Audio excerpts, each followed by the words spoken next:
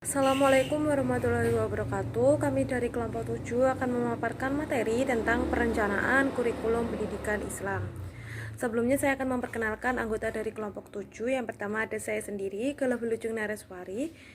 Yang kedua ada Diu Kasanah. Yang ketiga ada Daretia Maratu Solihah. Dengan pemaparan materi pertama yaitu definisi perencanaan kurikulum pendidikan Islam. Perencanaan kurikulum pendidikan Islam adalah sebuah usaha menentukan kegiatan yang akan dilaksanakan, utamanya yang berkaitan dengan kurikulum pendidikan yang berlandaskan pada Al-Quran dan Al-Hadis. Perencanaan kurikulum pendidikan Islam menetapkan tujuan, sasaran, dan program kurikulum yang tetap berpedoman pada syariat Islam.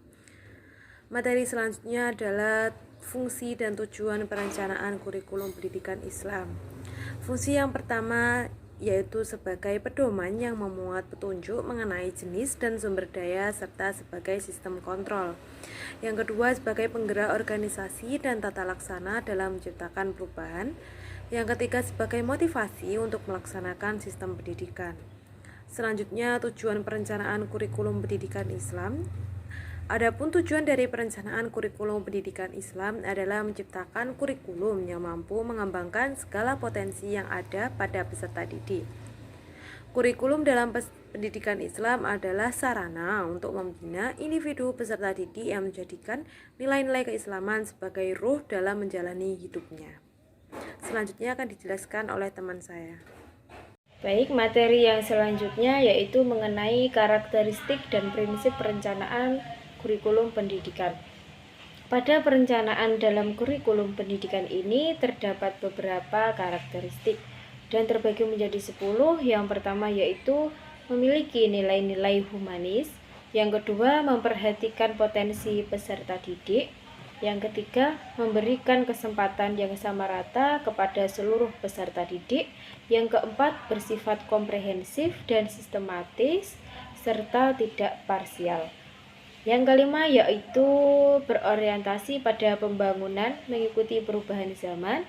Yang keenam yaitu menciptakan sistem pendidikan yang sistematis. Yang ketujuh memanfaatkan sumber daya manusia dengan cermat. Yang kedelapan yaitu bersifat visioner, artinya memandang ke depan. Yang kesembilan yaitu berkembang mengikuti kebutuhan masyarakat. Dan yang ke-10 selalu berinovasi yang berkelanjutan.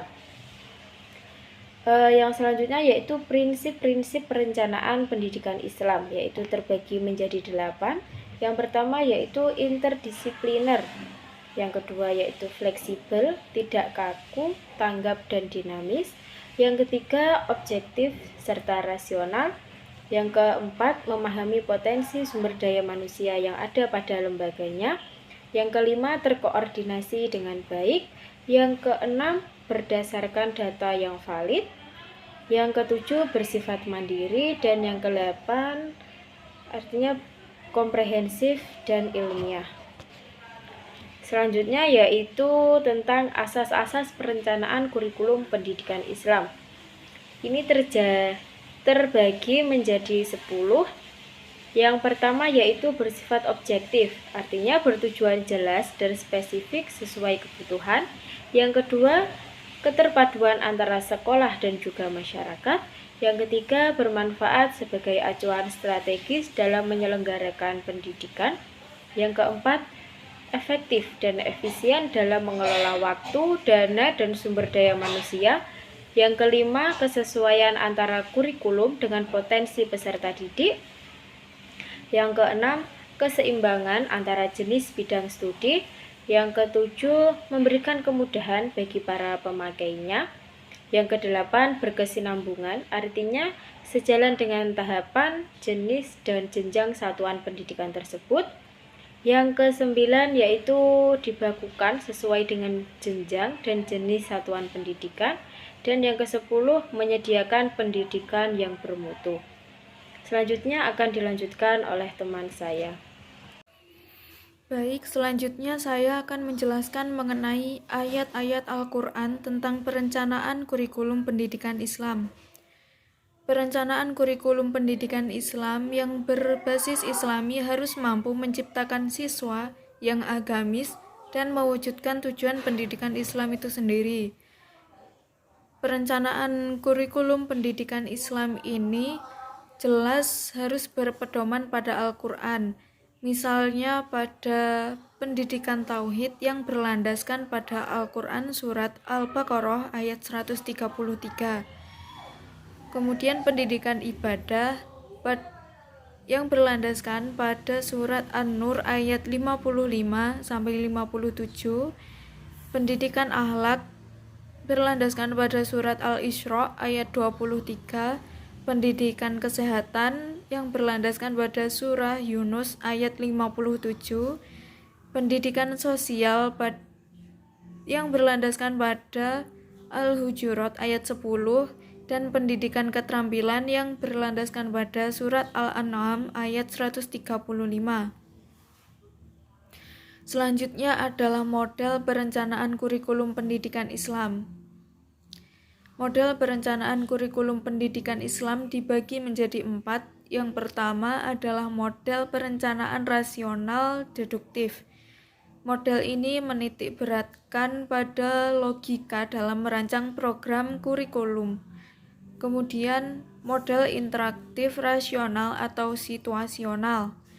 Model ini cenderung menekankan pada respon fleksibel kurikulum, saling beradaptasi antara perencana dan pengguna kurikulum. Yang ketiga adalah model disiplin. Model ini cenderung menitik beratkan pada pendidik dan merencanakan kurikulum dengan sistematis berdasarkan pengetahuan filosofis, sosiologi, dan psikologi. Dan yang terakhir adalah model tanpa perencanaan. Model ini dikembangkan secara inisiatif oleh guru dalam ruang kelas pada saat kegiatan belajar mengajar. Dan yang terakhir adalah tahapan-tahapan dalam perencanaan kurikulum pendidikan Islam. Adapun langkah-langkah yang perlu dilakukan dalam tahapan penyusunan rencana kurikulum pendidikan Islam, yakni yang pertama adalah memperkirakan kebutuhan, merumuskan tujuan, kemudian menetapkan kebijakan, lalu melaksanakan prosedur, kemudian programming, penjadwalan, dan yang terakhir adalah pembiayaan. Sekian presentasi dari kelompok kami. Wassalamualaikum warahmatullahi wabarakatuh.